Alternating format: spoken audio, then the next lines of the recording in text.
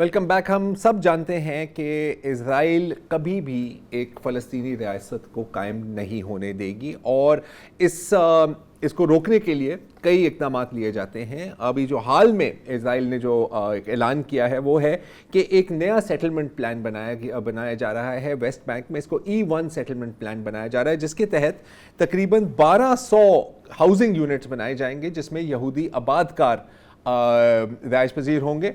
اور اگر آپ اس کی لوکیشن دیکھیں، یہ ہے یروشلم لیفٹ پر اور یہ ہے ایک فلسطینی بستی. یہ بالکل بیچ میں ایک لائن کی طرح E1 سیٹلمنٹ بنی جائے گی اور پھر اس کو ایکسپینڈ کیا جائے گا، جس کا مطلب ہے کہ جب یہ اس کی تعمیر مکمل ہو جائے گی اور زیادہ دیر نہیں لگے گی، اس میں ویسٹ بینک 2 حصوں میں تقسیم ہو جائے گا اور فلسطینیوں کی ویسٹ بینک کے فلسطینیوں کی کیا کہتے ہیں ایکسیس یروشلم تک مکمل طور پر کٹ جائے گی. حسب معمول تقریباً ہر ملک نے ہی مذمت کی ہے. یورپین یونین نے، پاکستان، ترکی، قطر، مصر، اردن، سعودی عرب، انڈونیشیا اور ہاں متحدہ عرب امارات تک نے اس بات پر مذمت کی ہے. اور ہم یہ بھی جانتے ہیں کہ اس سے ایک رتی کا فرق نہیں پڑے گا کیونکہ گراؤنڈ پر اسرائیل حرکت میں ہے اور کئی سالوں سے حرکت میں ہے، لیکن اکتوبر 7 کے بعد تیزی آئی ہے ان کارروائیوں میں. اگر ہم آج کی بات کریں تو ایکچولی پچھلے کئی ہفتوں سے کسرا کی آبادی، ایک فلسطینی آبادی ہے ویسٹ بینک میں،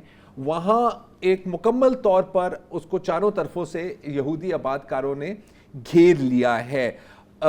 تمام پانی ان کا کاٹ دیا گیا ہے، بند کر دیا گیا ہے، ان کی بجلی کاٹ دی گئی ہے. اور حالانکہ اسرائیلی فوج کا کہنا ہے کہ جی ہم بالکل ہم سیٹلرز کے جو آؤٹ پوسٹ ہیں، انہوں نے جو چیک پوائنٹ لگائے ہوئے ہیں ان کو ہم ختم کر دیں گے. ہر ویڈیو میں آپ دیکھ سکتے ہیں کہ جب سیٹلرز آتے ہیں، یہودی آباد کا دہشت گرد آتے ہیں یہاں پر، آپ دیکھ سکتے ہیں کہ وہ ایک واٹر ہیٹر چوری کر رہے ہیں تو اسرائیلی فوج ان کا پہرا کر رہی ہوتی ہے وہاں پر.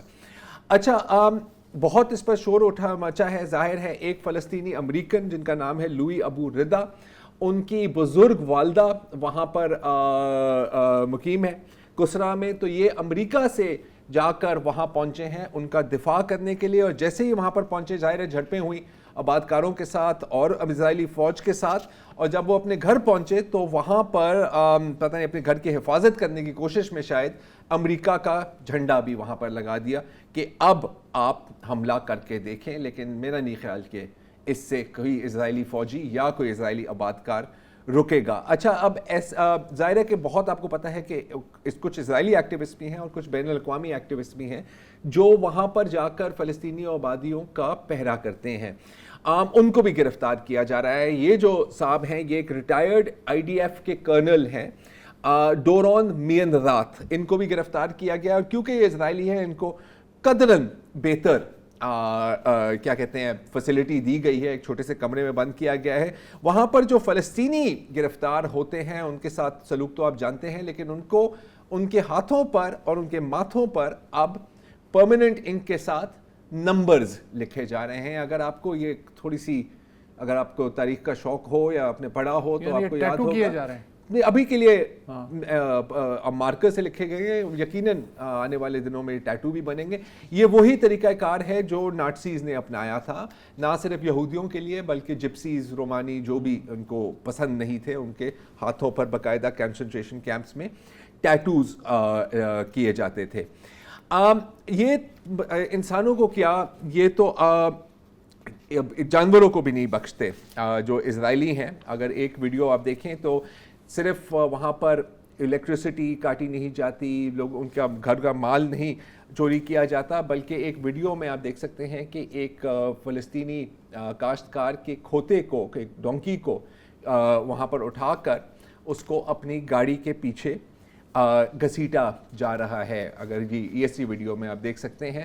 اور بیچارے کو اس حد تک گھسیٹا گیا کہ جب وہ اسے چلا بھی نہیں گیا تو اس کی لاش کو وہ گھسیٹتے ہوئے لے گئے. تو اگر جانوروں کے ساتھ ان کا یہ سلوک ہے تو اگر آپ دیکھیں کہ ان کی انسانوں کے ساتھ کیا سلوک ہے، تو ایک فلسطینی وہاں پر ہے جن کی ایک ٹانگ پہلے سے کٹی ہوئی تھی. ان کو ایک یہودی آبادکار نے گولی ماری تھی ٹانگ میں، بزرگ ہے، اور ان کی ٹانگ کٹ گئی تھی. اس کے ساتھ ایک اسرائیلی آبادکار کیا سلوک کر رہا ہے، اس کو ڈنڈوں سے مار رہا ہے. اب اگر میں آپ کو اس آبادکار کی شکل دکھاؤں، یہ ان کا نام ہے، نام سے تو جرمن لگتے ہیں، یہ دیکھیں میرا خیال ہے کتنا 12-13 سال کا ہوگا, 12-13 سال کا ہوگا. دیکھو بلانڈ بلو آئیڈ, بالکل لگتا ہے کہ یہ اسی خطے سے اس کا تعلق ہے نا, مڈل ایسٹرن. تو یہ اس طرح کا ان کا ہوتا ہے. اچھا اسٹریٹجی ان کی بڑی سمپل ہے کہ آپ ان کو اپنے گھروں میں بند کر دیں, گھروں میں تک محدود کر دیں, اور پھر ان کی بجلی کو کاٹ دیں, ان کو خوراک وہاں پر دستیاب نہ ہو, تاکہ یہ وہاں سے آخر کار تھک ہار کر نکل جائیں. اور یہ کافی ایک کامیاب اسٹریٹجی رہی ہے ماضی میں. اور ہم اب یہ بھی دیکھ رہے ہیں کہ جو پانی وہاں سے جو ڈائیورٹ کیا جاتا ہے, کہ جیسے ایک کنات ہے, اس سے ایک فلسطینی فارم کو وہاں پر کیا کہتے ہیں ایریگیٹ کیا جاتا ہے, وہاں سے پانی نکال کر انہوں نے اس پول میں ایک پول بنایا ہے, اور یہ اب ایک گورنمنٹ سپانسرڈ ٹورسٹ ایکٹیویٹی وہاں پر بن گئی ہے. یہ استعمال ہو رہا ہے. گھروں کو کیونکہ تباہ کیا جاتا ہے تو کچھ لوگوں کے پاس اور کوئی جگہ ہی نہیں بچتی, تو عبداللہ دبابشے صاحب ایک ہیں جو اب تھک ہار کر کہا ہے کہ اب میں نے اس غار میں اپنا گھر میں نے بنا لیا ہے, اور وہ اسی غار میں رہ رہے ہیں. یہاں پر ہی انہوں نے ایک یہ دیکھ سکتے ہیں آپ, یہاں پر ایک تھوڑا سا اس نے اپنی طرف سے گھر بنایا ہوا ہے, اور یہ اس لیے کیونکہ ان کے گھر کو تباہ کیا گیا ہے, اور پھر نئے گھر بنانے کے لیے آپ کو بلڈنگ پرمٹ نہیں ملتا. تو دبابشے صاحب کا کہنا ہے کہ اب میرے گھر کو تباہ کر دیا گیا ہے, اگر اس غار کو بھی تباہ کر دیا جائے تو پھر میں اپنے زیتون کے درختوں کے نیچے ہی کوئی خیمہ لگا کے وہاں ہی میں اپنی رہائش کروں گا. لیکن وہ بھی کب تک, کیونکہ آپ دیکھ سکتے ہیں اس ویڈیو میں, اور یہ جنین کی بات ہے اگین ویسٹ بینک میں, کہ وہاں کے جو صدیوں پرانے 100 سے زائد صدیوں پرانے زیتون کے درخت ہیں, ان کو جڑوں سے اکھاڑ کر نکالا جا رہا ہے, اور پھر ان کو دوبارہ پلانٹ کیا جائے گا یہودی سیٹلمنٹس میں.